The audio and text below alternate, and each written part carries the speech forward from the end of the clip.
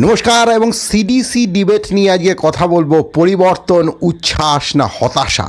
এবং এটা নিয়ে কথা বলতে গেলেই প্রথম যে কথাটা আমার মাথায় ঘুরবে সেই কুণাল সরকারের অসাধারণ শ্লেষটা, যে তোমাদের আমি ডিম খাওয়ালাম কেন, এই জন্যে ডিমের স্যান্ডউইচ খাওয়ালাম কেন, এই জন্যে যে ডিম ছুঁড়ে মারার যে পর্বটা চলছে, ডিম মানুষের ডিমের প্রোটিন মানুষের চামড়ার ভেতর দিয়ে শরীরে প্রবেশ করে না। এর সঙ্গে সঙ্গে হিন্দু হোমল্যান্ডের প্রশ্ন এবং তার সঙ্গে সঙ্গে সেই বিখ্যাত অমর উক্তিটা, যেখানে একজন বলছেন মা তুমি শরণার্থী হলে কেন, এই সামগ্রিক প্রেক্ষিত নিয়ে আজকে একটা দুরন্ত আলোচনায় যাব, ফলে কেউ স্কিপ করবেন না। 2026-এর যদি আপনি সিডিসি বাংলা ডিবেটের দিকে তাকান, তাহলে আপনাকে বিস্ময়ে তাই জাগের মতো একটা জিনিস অবাক করবে। সেটা হলো যে এবছরের ডিবেটের বিষয় ছিল পরিবর্তন, উচ্ছ্বাস এবং হতাশা। তা পরিবর্তন, উচ্ছ্বাস এবং হতাশা নিয়ে প্রচুর কথা বলা যেতে পারে, পক্ষের প্রচুর কথা হয়েছে, বিপক্ষের প্রচুর কথা হয়েছে, কিন্তু সেখানে সবসময় হিন্দু হোমল্যান্ড, আমরাই 50 বছর ক্ষমতায় থাকবো, এই সরকার 35 বছর থাকবে, এটা তো কোনো ডিবেটের আলোচ্য সূচির মধ্যে ছিল না। তাহলে হঠাৎ করে ডিবেটের মধ্যে উদরপিণ্ডি বুদর ঘাড়ের মতো এই শব্দগুলো এলো কেন? এবং এখানে আপনি দেখবেন অর্কপ্রভ সরকার, অনেক বিষয় নিয়ে কথা হবে ফলে কেউ স্কিপ করবেন না। অর্কপ্রভ সরকার শুরু করলেন তার অসাধারণ স্টাইল দিয়ে। তিনি বললেন যে জন্ম যদি হিন্দু কুলে, ভোট দাও পদ্ম ফুলে। এবং শ্যামাপ্রসাদ বাবু যে বাংলা প্রতিষ্ঠা করেছেন সেটা নিয়েও বললেন, এবং শ্যামাপ্রসাদ বাবু নিয়ে প্রচুর আলোচনা হয়েছে, সেই জায়গায় যাব না। তিনি বললেন জন্ম যদি হিন্দু কুলে, ভোট দাও পদ্ম ফুলে। তাই হিন্দু ধর্মের কত বছর বয়স? যদি আমরা দেখি হিন্দু ধর্মের একটা বয়স দেখি, তাহলে হিন্দু ধর্মের হচ্ছে 5000 বছর। আর বিজেপি কবে থেকে তৈরি হয়েছে? 1980 থেকে, অর্থাৎ আমার জন্মের 1 বছর পরে। তাহলে 1980 থেকে বিজেপি আর 5000 বছরের হিন্দু ধর্ম।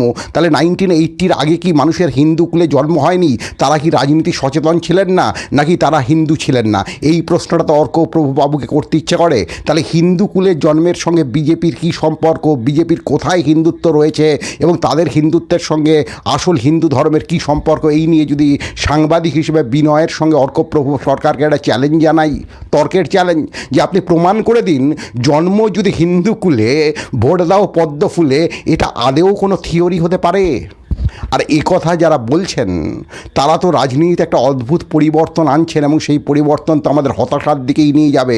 সেই পরিবর্তনটা কি, যে রাজনীতিতে হিন্দু মুসলমানটা থাকবে, অন্য কোনো কথা থাকবে না। এই যেন মুসলিম লীগেরই তো রিপিটেশন হচ্ছে। মুসলিম লীগ যেমন বলেছিল না, মুঁ মে বিড়ি কান মে পান, লড়কে লেঙ্গে ছিনকে লেঙ্গে পাকিস্তান, এ তো সেই রকম কথা হয়ে যাচ্ছে। তাহলে জন্ম হিন্দু কুলে কিনা সেটা কি কোনো বিষয় হতে পারে? না কর্মটা বিষয় হতে পারে, যে একটা সরকার কি কর্ম করবে। দেখা যাচ্ছে এবারের পক্ষে বিপক্ষের বক্তারা যারা কিনা পরিবর্তন, হতাশা এবং উচ্ছ্বাস এবং হতাশা নিয়ে বলতে গেছিলেন, তার বিপক্ষে বলতে গেছিলেন, তারা ওই ডিবেটের ধারে কাজ দিয়ে গেলেন না। আরেকটা জায়গা অর্কপ্রভ সরকারের বক্তব্য থেকে গভীরভাবে উঠে এলো। তিনি বলছেন যে গিরগিটি ভদ্রলোকের কোনো, তিনি প্রথম বলছেন গিরগিটি, যে রাজনৈতিক গিরগিটিদের, ওই পুষ্পা মডেলের কথা বলছেন যে রাজনৈতিক গিরগিটিদের কোনো জায়গা নেই। তাহলে রাজনৈতিক গিরগিটি পন্থাকেই তো আজকে তৃণমূল নয়, বিজেপি সব থেকে বেশি কি বলবো জামাই আদর করে বসিয়ে রেখেছে। আজকে যে পশ্চিমবঙ্গে 2টো তৃণমূল হয়েছে, সেই তৃণমূল কি রাজনৈতিক রাজনৈতিক গিরগিটিগিরি নয়?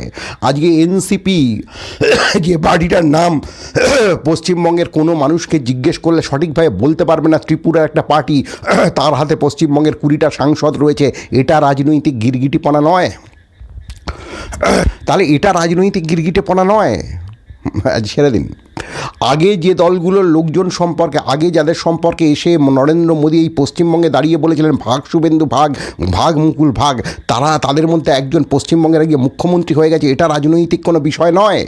আজকে হেমন্ত বিশ্ব শর্মা, যাকে কিনা বিজেপি টার্গেট করে বলেছিল সারদার 1 নম্বর বেনিফিশিয়ারি হচ্ছেন হেমন্ত বিশ্ব শর্মা, তিনি আজকে ওখানে মুখ্যমন্ত্রী হয়ে গেছেন, সেটা রাজনৈতিক গিরগিটিপানা নয়? হঠাৎ করে ভাইপো পাওয়ারকে ভাঙিয়ে নিয়ে মধ্যরাতে সরকার গঠন করা, এটা রাজনৈতিক গিরগিটিপনা নয়? নয়, তিনি বলছেন রাজনৈতিক গিরগিটিদের বিরুদ্ধে লড়াই হবে। তাহলে বিজেপি তো সেই লড়াইটাকে সবচেয়ে বেশি, মানে রাজনৈতিক গিরগিটিদের যদি কোনো প্রশিক্ষণ কেন্দ্র থাকে তাহলে সেই প্রশিক্ষণ কেন্দ্রের নাম তো হচ্ছে বিজেপি। বিজেপির পার্টি অফিসের যে প্রশিক্ষণ কেন্দ্র, সেই প্রশিক্ষণ কেন্দ্র থেকে রাজনৈতিক বিষয়গুলোই তো বেরিয়ে আসছে। এবার দেখুন, কেউ একজন হঠাৎ করে বিজেপি এসে গেছে, হঠাৎ করে তিনি কোনো হাওয়ায় একটা বই লিখেছেন, বই লিখে চলে গেছেন, চলে গিয়ে মুখ্যমন্ত্রীর পাশে দাঁড়িয়েছেন। এটা যদি রাজনৈতিক গিরগিটিপনার একটা উদাহরণ হয়, কেননা সেই ভদ্রলোকে তার আগের দিনই বলেছেন যে বিজেপি কোনোভাবেই 110 আসন পাবে না, এটা যদি রাজনৈতিক গিরগিটিপনার একটা উদাহরণ হয় তাহলে সেটা খুব ছোট উদাহরণ। ভাইপো পাওয়ারকে মধ্যরাতে স্ন্যাচ করে নিয়ে সরকার গঠন করে দেওয়া, তৃণমূল কংগ্রেসটাকে তাসের ঘরের মতো ভেঙে দিয়ে অদ্ভুত ধরনের ইকুয়েশন তৈরি করে দেওয়া, এনসিপির নামে 20টা আসন হয়ে যাওয়া দিল্লিতে, তাহলে এটার চেয়ে বড় রাজনৈতিক গিরগিটিপনা আর কি আছে? সুতরাং রাজনৈতিক গিরগিটিপনার যে বিরোধিতা অর্কপ্রভ সরকার করেছেন সেটা তো গোটা বিজেপি তৈরি করছে। ফলে বিজেপি হলো সেই জমি যে জমিতে উচ্চ ফলনশীল রাজনৈতিক গিরগিটি তৈরি হয়, এবং এটা তারা স্বীকারও করে নিয়েছেন। সম্মাননীয় অমিত শাহজি একবার বলেও ফেলেছিলেন এটা হচ্ছে ট্রায়েড অ্যান্ড ট্রাস্টেড ফর্মুলা, অর্থাৎ অন্য দল থেকে লোক ভাঙিয়ে আনো এবং সেখান থেকে যা রাজনৈতিক বেনিফিট তুলে নাও। তাহলে এই ট্রায়েড অ্যান্ড ট্রাস্টেড ফর্মুলা নিয়ে যদি আজকে কোনো সাংবাদিককে কথা বলতে হয়, অর্কপ্রভ বাবুর মতো প্রবীণ সাংবাদিককে, সিনিয়র সাংবাদিককে কথা বলতে হয়, তাহলে তো সবার আগে তাকে বিজেপির অভ্যন্তরের দিকে তাকাতে হবে, আয়নায় তো নিজেকে দেখতে হবে। এর